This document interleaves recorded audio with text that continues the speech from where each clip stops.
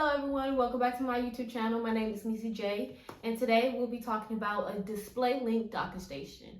So for MacBook users or people who used to have a MacBook, you will know that for some MacBooks you're only allowed to extend to one or two external displays.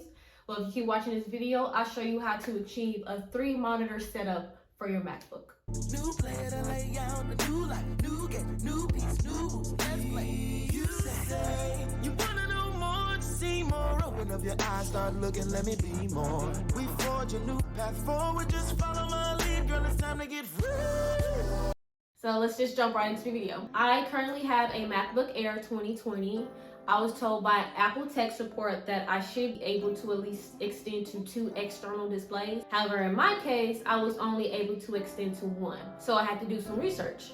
I found out that I needed a Displaylink driver, which is the software that needs to be downloaded on your computer in order for your docking station to override the programming that Apple has on your laptop. I currently do have a Displaylink docking station. The brand that I use is Wavelength. I've been using it since July 20th of this year, and I haven't had much problems with it actually. It's been working really well. As you can see, I'm able to extend to 3, or even if I wanted to open my laptop, I can extend to all 4 of them. The docking station is not required to have the Displaylink driver. It's only required for MacBooks in order for the docking station to work. I have 2 laptops. My other one is a Dell laptop, so that one works well with the docking station that I have. If you clicked on this video to find out how to extend to 3 monitors, then there go your answer. You need a Displaylink driver. But if you want to know more about the difference between the dual and triple monitor setup and just a little bit more specifics on the docking stations, keep watching. Now, if you're one of those people who is still working on your laptop, or you may have 1 external display, you may want to check out a dual monitor setup and a triple monitor setup. The dual monitor setup is the most popular because it's more cost efficient and easy to set up, being that it's only 2 monitors and you only have to have 2 ports for that one to set up. So that one's pretty convenient. It's able to optimize your productivity and also enhance your viewing experience. That one is ideal for, your gamers, your students, content creators, your programmers. It's a significant upgrade for those of you who's just working on your computer, or you have at least 1 external display. It's a significant upgrade. If not, if you want more screen real estate, then I would say go to your triple monitor setup, ideally for professionals such as your graphic design, video editing, financial analysis, or even data analytics. Now that you've figured out the setup that you want, next is to actually go look for the monitor. Here's 4 things that I looked for in a monitor: the size, the adjustability, the frame design, and the connectivity. The size usually ranges between 22 and 27. If you want anything larger than a 27, then I would maybe look more into a 32-inch TV. I have heard of multiple people using TVs as their monitor. So if you do want a bigger size, maybe look into a TV. Next is the adjustability. I wanted my monitors to be versatile, whether I wanted to bring it up or down or make it horizontal or vertical. So when you're looking, make sure that it's an adjustable monitor. I wanted a frameless design. This isn't necessarily frameless, but it is enough for me. And then the connectivity. You want to make sure that your connection ports are compatible with the laptop that you intend to use. That is very important. I did end up buying 2 docking stations. One of them was a docking station that did not have a driver, and it also was not able to extend the modes.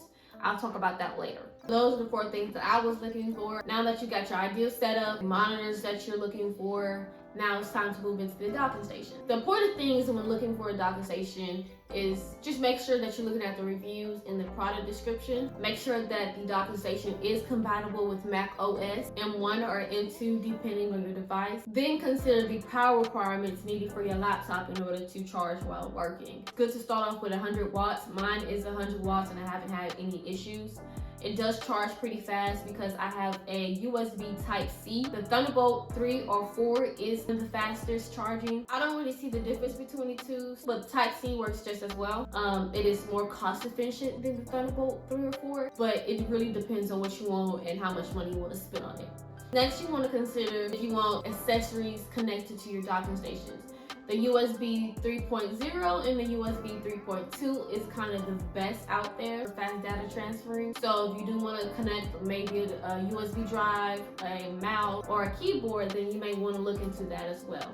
If you do have 4K monitors, you want to make sure that your docking station supports a 4K 60 Hz for best qualities when looking at your monitors. The last thing, which is very important, as I mentioned before, is the extend mode. In the product description, you'll see a mirror mode and an extend mode. You need to make sure that the Mac OS does have extend mode. For example, it should be A-BCD or A-BC, depending on how many monitors you have or want. Now, there are some cons when using the Displaylink technology. The main con is if you love to stream services, the Displaylink acts as a screen recorder or a video capturing device, which may flag the apps that have a high bandwidth protection on them. So you may not be able to stream services when using the Displaylink.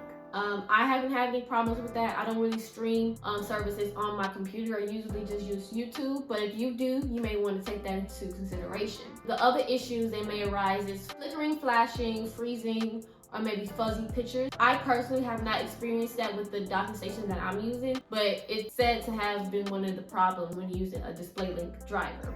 Another issue that may arise is when you update your laptop, you may have to re-download the software.